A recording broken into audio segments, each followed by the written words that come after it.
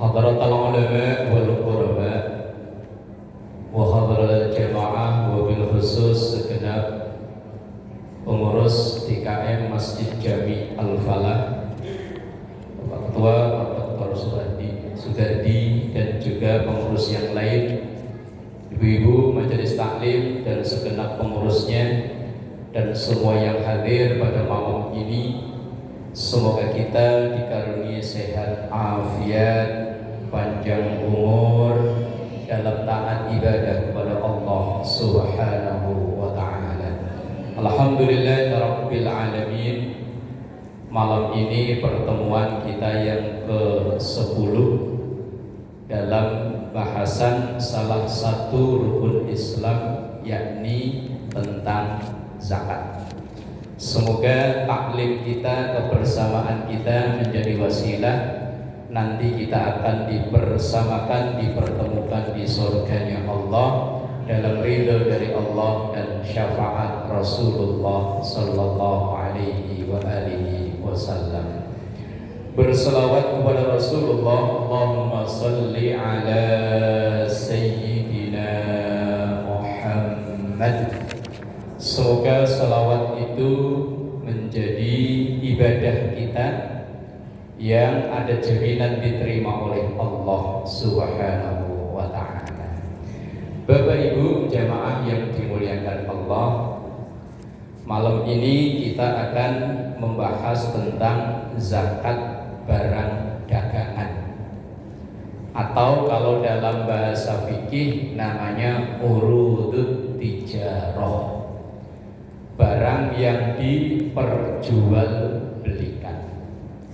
Pada pertemuan yang ke-9, di pertemuan sebelumnya kita sudah membahas tentang zakat penghasilan atau zakat profesi, yang itu standarnya atau nisabnya seukuran dengan 85 gram emas.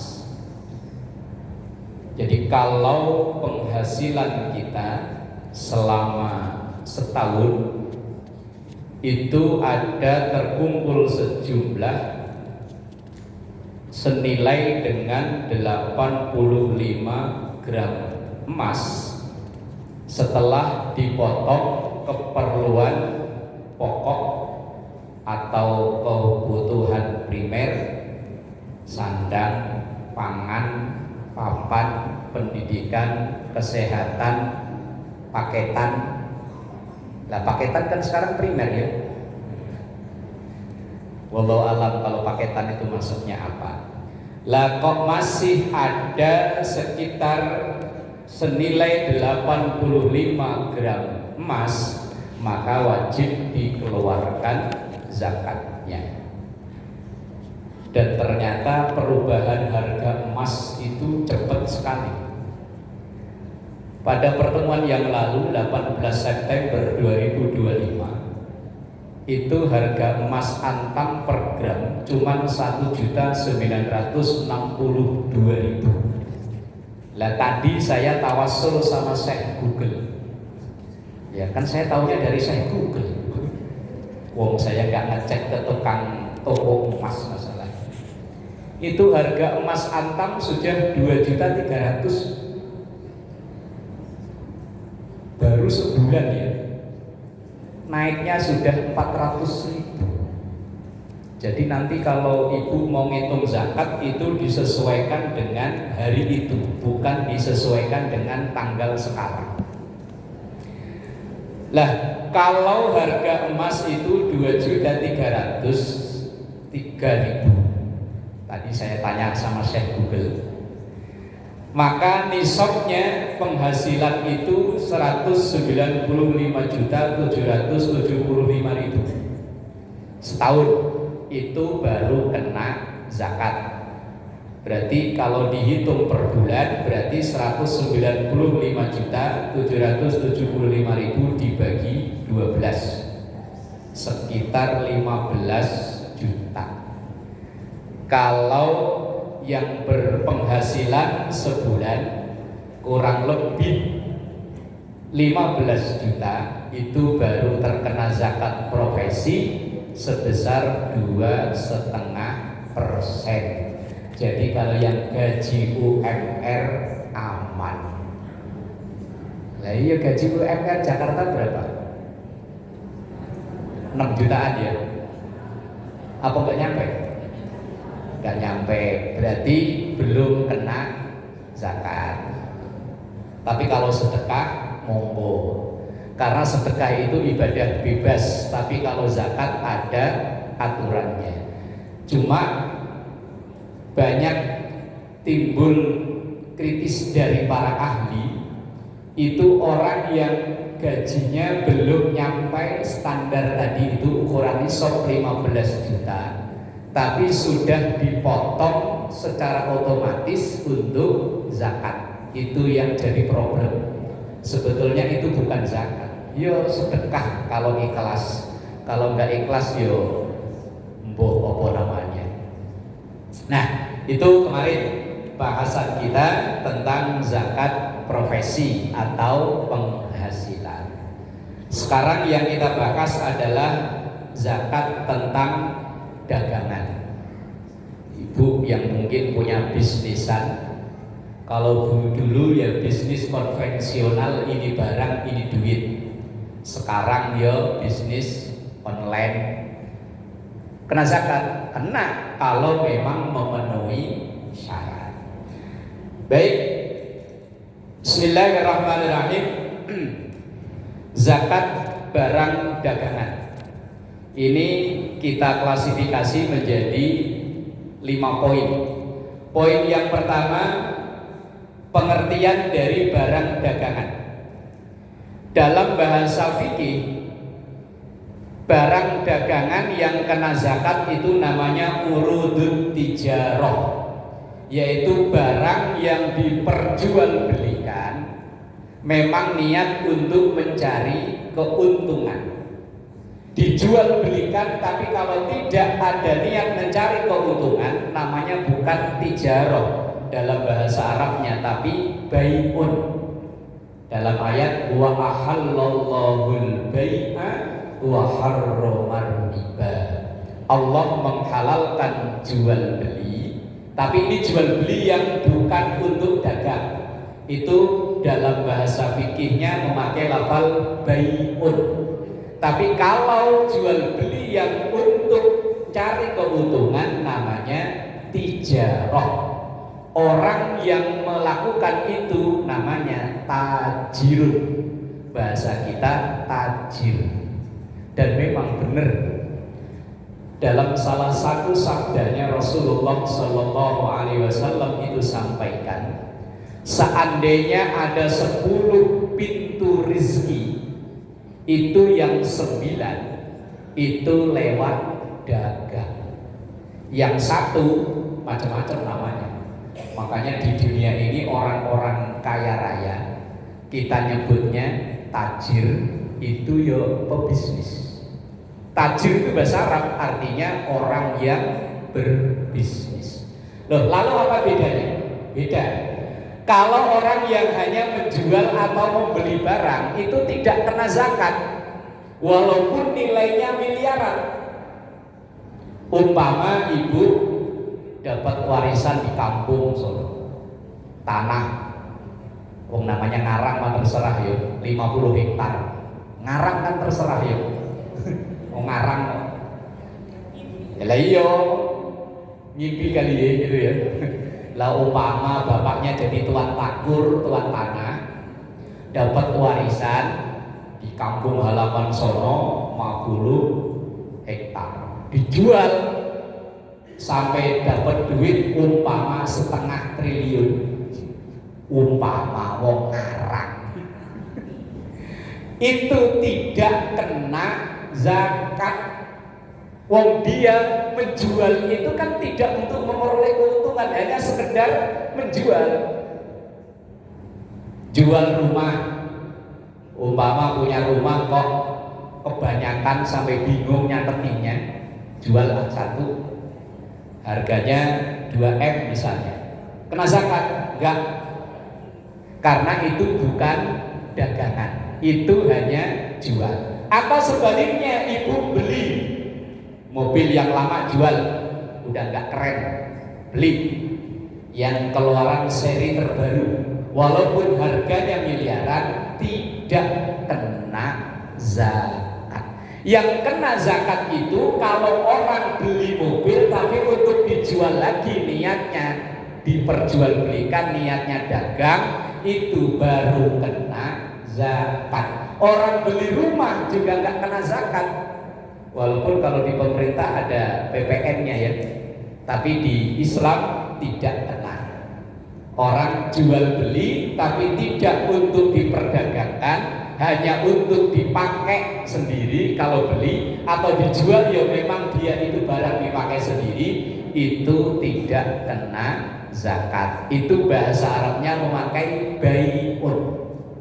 Lah kalau tijaratun atau tajir itu tadi, orang yang membeli barang kemudian dijual kembali, lah itu yang kena zakat.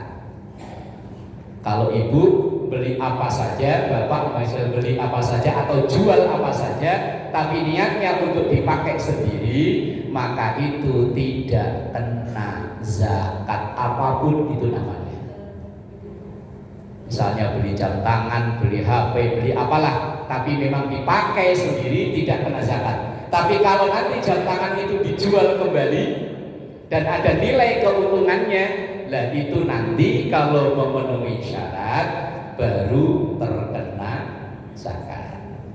Ini definisi zakat tijarah, zakat dagangan. Kemudian dasarnya apa? Atau dalilnya mana, kan gitu. Yaitu dalam surah Al-Baqarah ayat 267.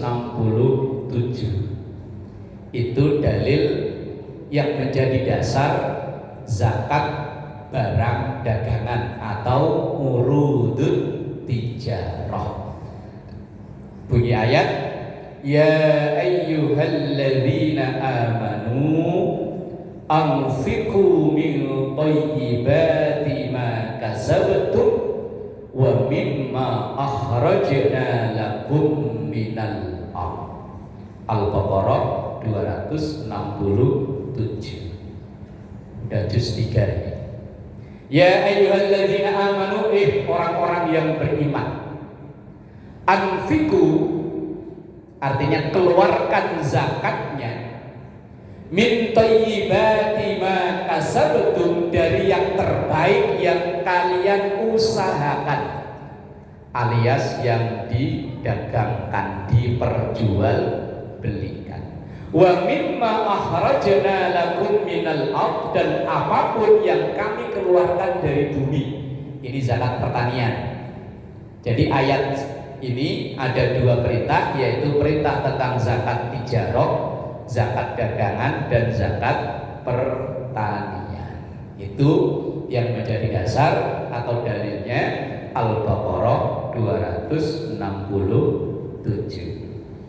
Nah, sekarang poin yang ketiga, syarat wajib zakatnya atau syarat terpenuhinya sehingga barang dagangan itu terkena zakat. Apa itu? Yang pertama, yang dagang atau yang bisnis orang Islam, karena hukum Islam hanya berlaku untuk orang Islam. Hukum Islam tidak berlaku untuk non-muslim. Yang kedua, baligh atau akal sehat.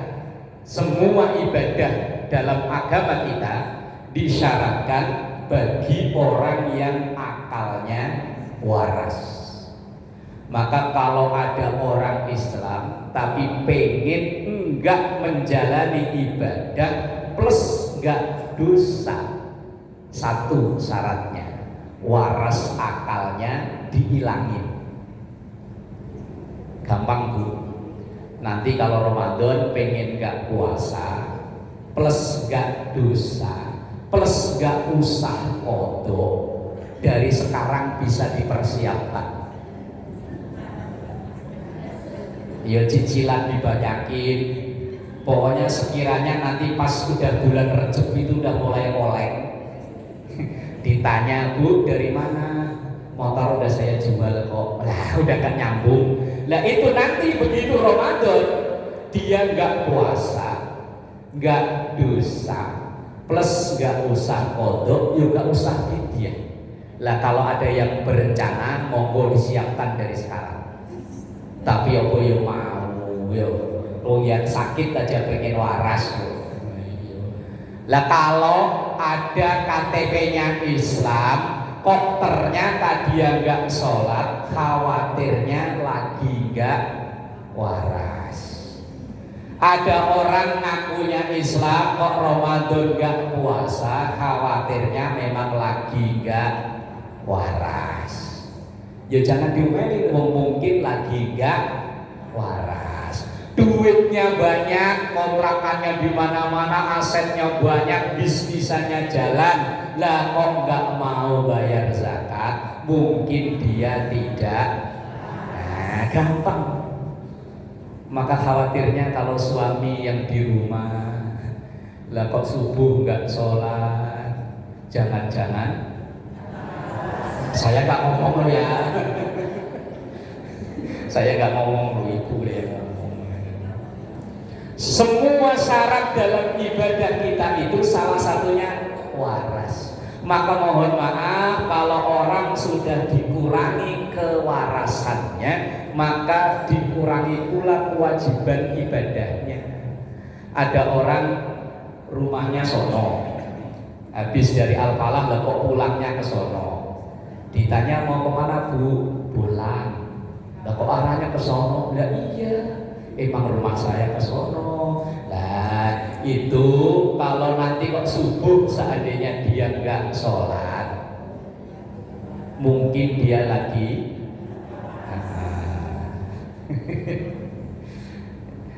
loh semuanya Bu. Makanya kalau mohon maaf ya, mohon maaf, ketika kita punya keluarga karena masalah tertentu kok dia jadi pikun, maka dia itu udah gak kewajiban ibadah.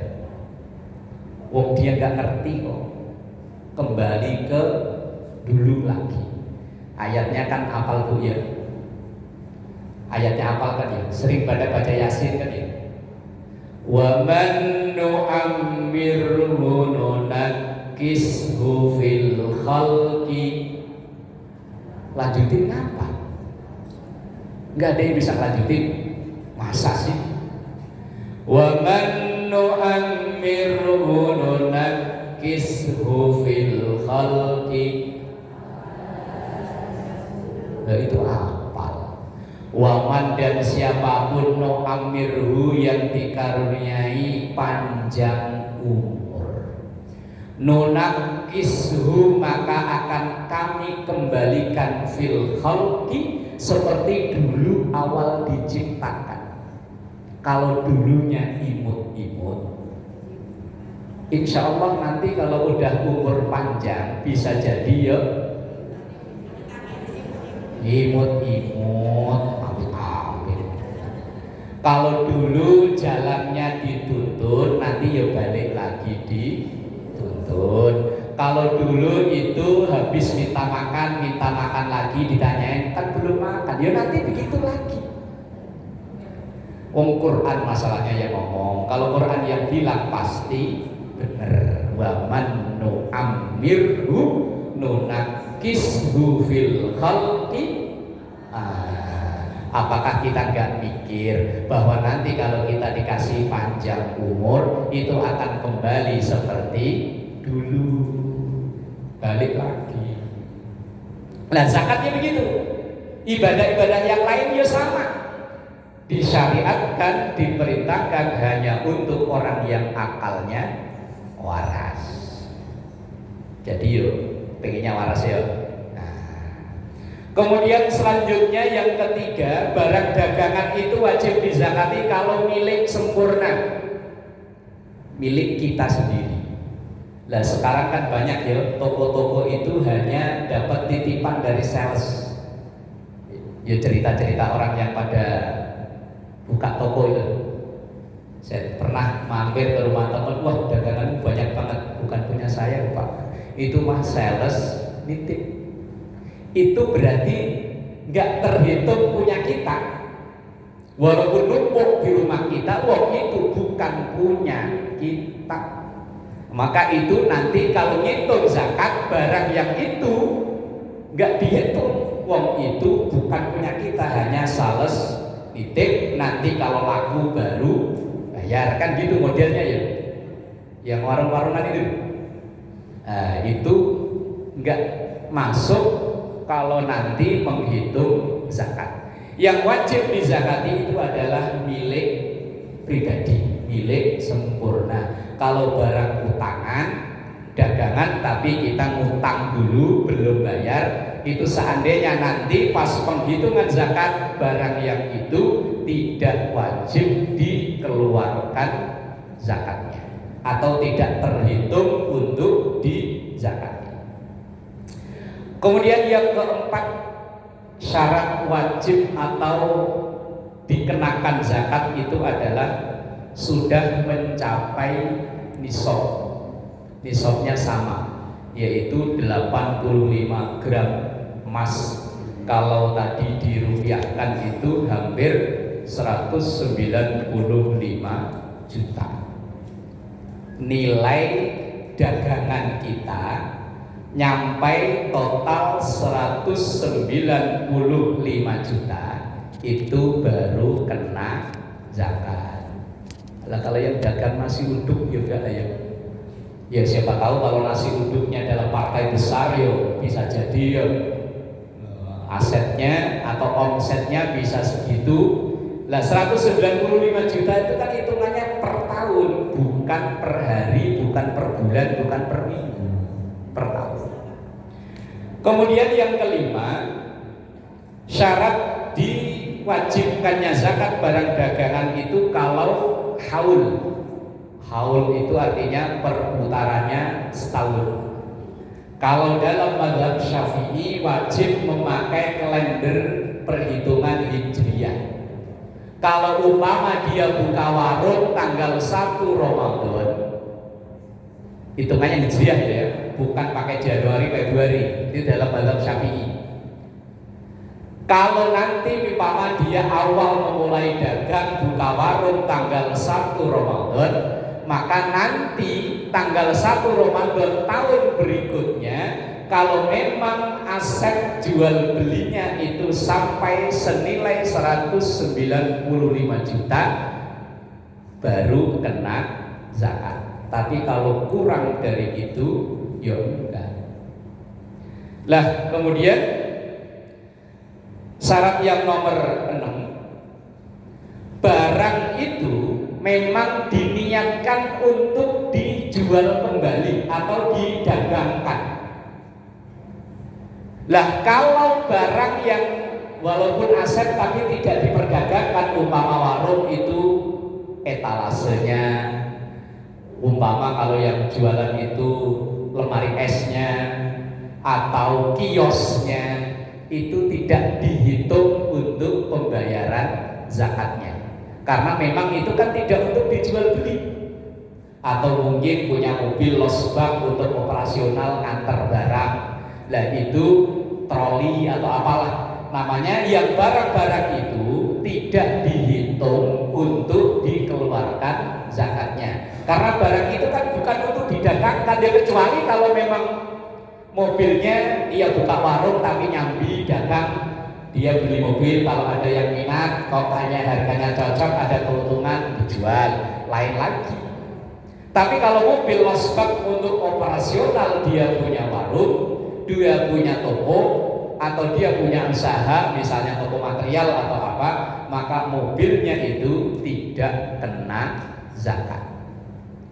Nah, yang dizakati itu adalah barang, aset yang memang dibeli untuk dijual kembali dengan tujuan untuk mencari keuntungan.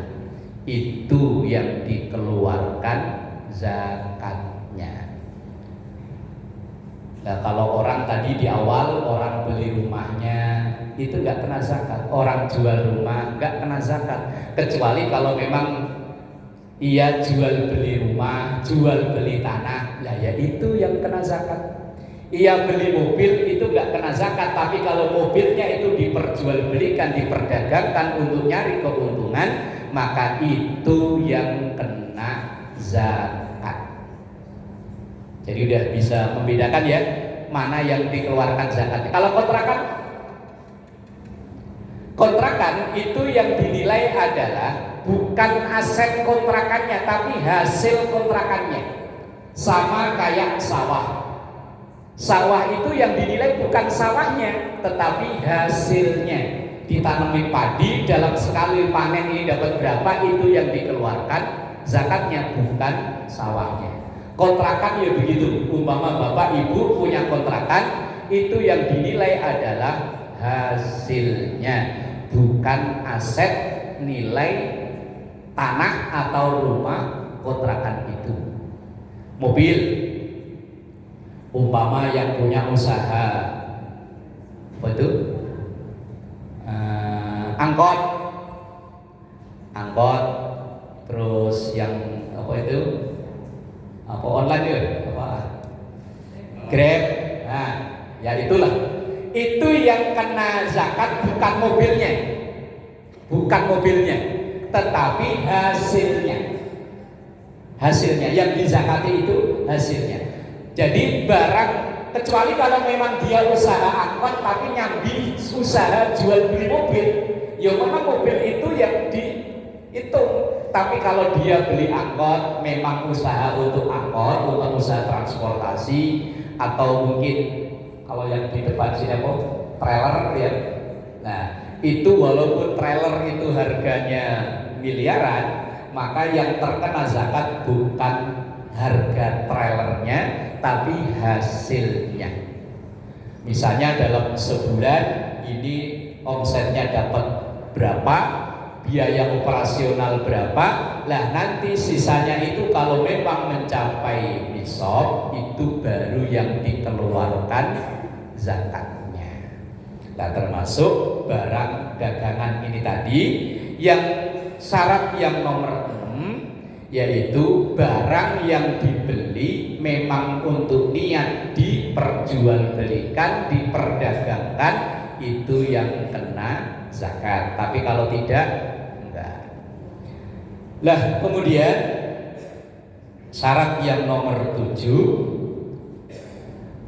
membayar zakatnya walaupun dia umpama dagang, punya usaha toko material. Apakah nanti zakatnya pakai semen atau pakai pasir? Ya enggak, karena masyarakat kita dianterin semen belum tentu butuh, dianterin pasir ya belum tentu butuh. Kalau dianterin duit, nah semuanya butuh. Wong kita ini mulai dari lahir sampai diantar ke kuburan ya butuh duit. Wong apa-apa itu kadang ukurannya yo duit. Orang dibilang baik kalau sering ngasih. Nah iya, pokoknya kalau bahasa bercandaan orang sono, bil fulus mulus. Pokoknya kalau ada fulus, ada duit, urusannya mulus. Masuk rumah sakit loh, kalau pakai BPJS bilangnya nggak ada kamar. Coba kalau yang bayar langsung. Nah, yang nomor 7, zakat walaupun ia dagangannya tadi itu misalnya toko material, misalnya toko baju, toko apalah macam-macam, bayar zakatnya karena sekarang yang paling banyak dibutuhkan oleh masyarakat kita, apalagi yang mustahik, itu duit. Wong saya pernah diceritain teman waktu musim Covid itu kan dana bansos kan banyak ya, beras, sampai-sampai panitia zakat fitrah nganterin ke orang yang tiap tahun ya memang dia berhak, pantas, layak dapat zakat. Begitu dianterin beras, itu bilangnya, aduh mohon maaf Pak Ustadz, saya beras saya punya banyak, kalau duit saya mau. Dulu zaman Covid itu kan ada bansos macam-macam ya. Itu orang punya beras itu di rumah sampai kayak warung. Lah makanya kadang mohon maaf, walaupun yang disyariatkan secara tekstual bayar zakat fitrah itu pakai bahan makanan pokok, tapi lihat kondisi sekarang yang terima beras sama duit lebih demen mana? Nah, ya wis. Ya termasuk walaupun dia usahanya umpama angkot, mosok bayarnya pakai oli lah ya udah ya. Apalagi pakai ban yo enggak yo duit. Lah ini syarat wajibnya barang dagangan itu dikenai zakat. Satu, yang dagang orang Islam. Dua, sehat akal warasnya. Ketiga, milik sendiri bukan barang utangan. Keempat, nyapai nisab seukuran 85 gram emas. Kemudian kelima, haul 1 tahun, muternya dagangan itu 1 tahun. Bukan kok dagangan misalnya hari ini belanja kemudian minggu depan dijual langsung dikeluarin zakatnya, enggak. Kalau sudah berputar selama setahun. Kemudian barang yang dibeli itu memang diniatkan untuk untuk dijual belikan. Dan yang nomor 7, zakat bisa dibayarkan dengan uang atau duit itu tadi. Lah kemudian sekarang hikmah kenapa diperintahkan untuk mengeluarkan zakat dari harta dagangan itu tadi. Karena mayoritas masyarakat muslim di zaman Rasul itu adalah pedagang.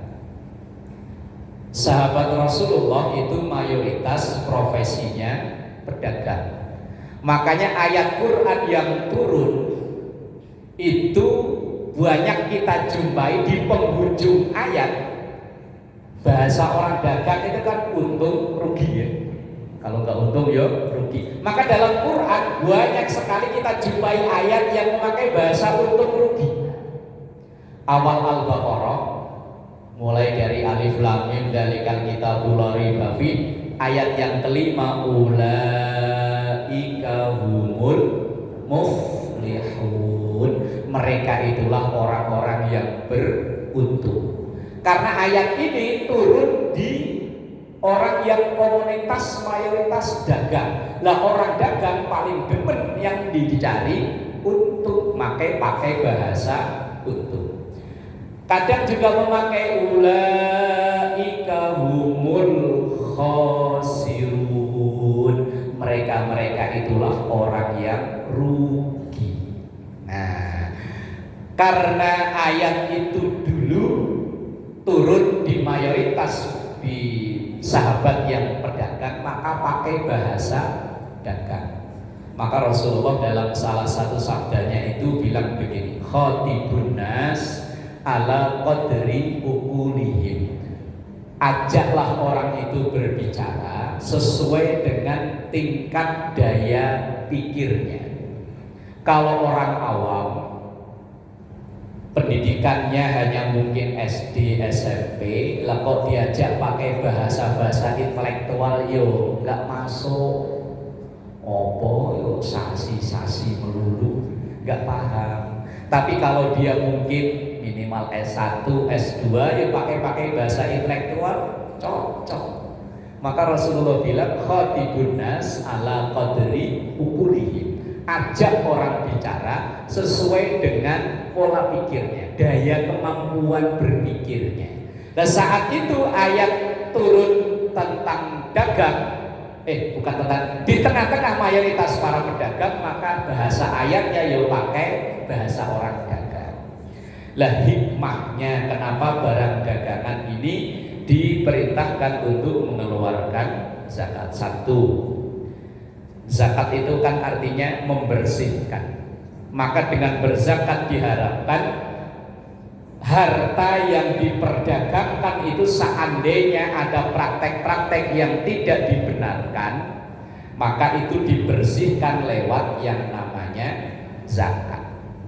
Mungkin ketika ia dagang ada unsur penipuan, barangnya nggak bagus dibilang bagus, nimbang bilangnya sekilo ternyata cuma 8 on. Ayo, ada yang timbangan pakai diganjel, literan pakai diketok dari bawah. Saya pernah beli kijing di situ tuh, embernya ternyata diganjel pakai styrofoam. Yang ngasih tahu ya temen yang dagang juga. Oh, saat tadi belinya di mana? Di situ. Merhatiin nggak embernya? Yo, berarti si embernya diganjel nggak? Biasanya sih diganjel. Lah kalau memang itu pedagang kok curang gitu, loh cara membersihkannya ya dengan zakat. Yang kedua, hikmah diperintahkan zakat tijarah itu ikhtiar taqarrub kepada Allah.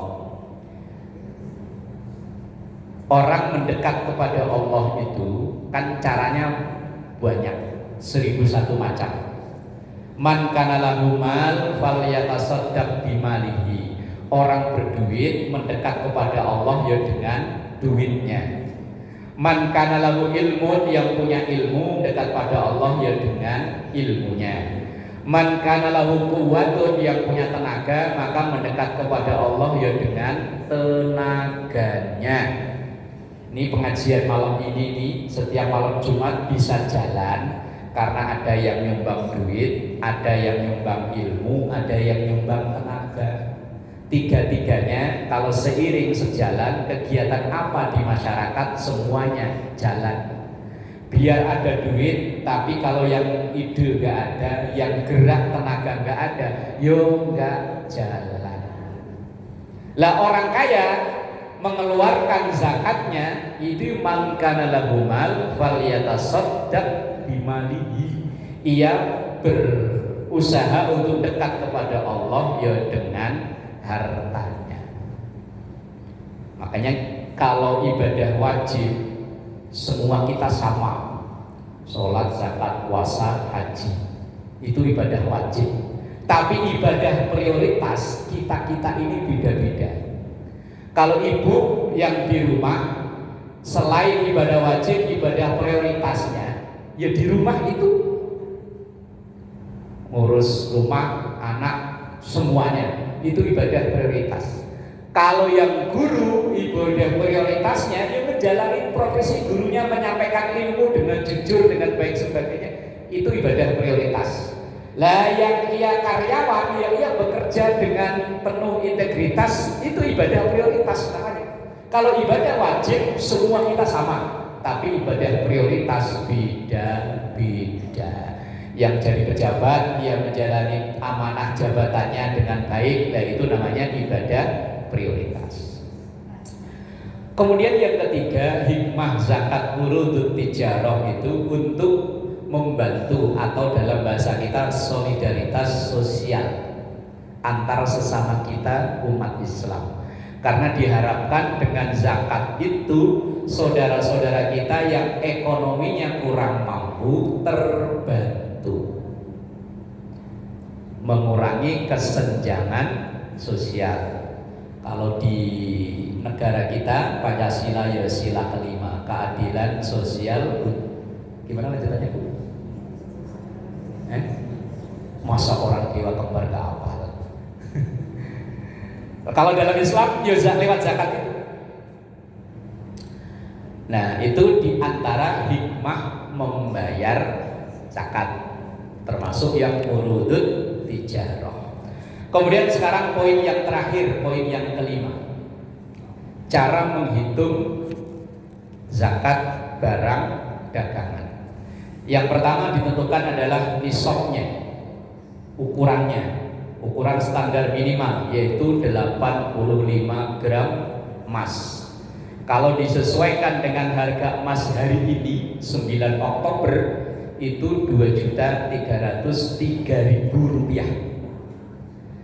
Maka kalau omset dagangan selama setahun itu 85 gram emas dikalikan 2.303.000, yaitu sejumlah 195.775.000. Nah, itu dikeluarkan zakatnya 2,5%. Itu kalau sudah dagangan itu muter selama setahun. Dan yang dihitung itu, yang senilai 185 itu loh, yang dihitung itu adalah barang yang memang niatnya mau didagangin, yang dijual beliin. Kemudian cara menghitungnya yaitu hitung nilai aset mulai dari modalnya. Modal untuk dagang loh ya, bukan modal untuk sewa ruko, bukan modal untuk beli etalasenya, bukan, tapi modal yang untuk beli barang dagangan. Kemudian untungnya selama setahun. Makanya Islam itu sebetulnya diperintahkan kita itu untuk detil ngitung itu biar kalau zakat bisa dilaksanakan. Cuma kita ini kan mohon maaf ya, bagi kita yang pedagang itu kadang mohon maaf ya, pokoknya yang penting ngalir aja lah, nggak pernah hitung-hitungan, pokoknya cukup buat makan, cukup buat ini. Nah itu yang repot. Malah kita itu kan kalah dengan saudara kita yang agamanya lain ya. Mereka itu kan teliti banget ya, ini barang masuk sekian, pengeluaran operasional sekian, kita itu bohong lah. Nah, padahal Islam itu sampai ada perintah zakat itu biar kita itu ngitungnya teliti. Dagangan kita ini loh bagaimana. Kemudian yang dihitung ketika sudah sampai setahun, barang yang masih berupa barang yang belum terjual, tapi memang niatnya untuk dijual, itu semuanya di total. Kemudian dikurangi kalau ada hutang. Kalau nggak ada ya wes, berarti itu semua langsung dihitung, kemudian dikalkulasikan atau diambil 2,5%. Umpama kita buka toko dengan modal, tapi bukan untuk nyewa rukonya loh ya, bukan untuk beli barang alat-alatnya, bukan, yang untuk isi barang dagangannya itu. Umpama total gampang umpama 100 juta modal. Nah kemudian setelah setahun 100 juta itu kan belum nyampe nisab kan, karena nisabnya tadi kan 195 kan. Nah begitu diputar selama setahun buat belanja ini itu yang memang tujuannya untuk dagang, bukan untuk dikonsumsi, bukan untuk bayar listrik, bukan untuk bayar air, bukan. Yang semuanya ditotal, kalau dalam setahun kok ada minimal 195 juta itu tadi, baru dikeluarkan 2,5%. Tapi kalau kurang dari itu maka tidak atau belum kena zakat. Kalau lebih dari itu baru kena zakat. Itu kalau hitungan emas hari ini tanggal 9 Oktober itu 2.303.000. Dan mungkin bulan depan bisa berubah lagi, bulan depan bisa naik lagi. Maka penghitungan zakat itu disesuaikan dengan harga emas. Maka kolekteral kalau dalam bahasanya itu memakai ukuran emas. Orang hutang piutang kalau dalam jangka waktu yang lama itu dalam Islam memakai standarnya emas. Karena kalau nilai standarnya pakai rupiah, 10 tahun kemudian nilainya berubah. Misalnya begini, hari ini 2025, tahun inilah kita meminjamkan uang ke saudara, entah untuk biaya kuliah anak atau apalah, 20 juta umpama sekarang nih. Lah kemudian karena saudara kita ini nganggapnya saudara, memang saudara, baru bisa bayar 2035. Ketika 2035 kemudian orang itu bayar balik ke kita tetap 20 juta. Mungkin orang yang minjemi rugi dulu 20 juta bisa buat beli ini umpama, tapi 10 tahun kemudian udah nggak bisa. Ini pernah kasus terjadi yang akhirnya terjadi persengketaan. Ada di daerah, tapi kasusnya ini di daerah itu ada orang kakak adik untuk mau hajatan, dia minjem duit ke kakaknya. Kemudian kakaknya itu karena sama adiknya sayang, dia minjemin duit dengan jual seekor sapi. Seekor sapi saat itu harganya cuma sekitar 2 jutaan. Itu sapi yang gede dulu. Lah sampai 10 tahun lebih minjemnya saat itu sekitar 3 jutaan. Tapi 3 juta itu senilai satu sapi. 10 tahun kemudian ketika ia mau pulangin duit, kok dipulangin 3 juta lagi. Saat itu udah gak dapet sapi, walaupun nilainya sama. Makanya kalau utang dalam jangka waktu yang lama, dalam Islam itu memakai ukuran emas. Umpama tahun 2000 minjem duit 10 juta. Lah 10 juta itu dapat emas berapa gram?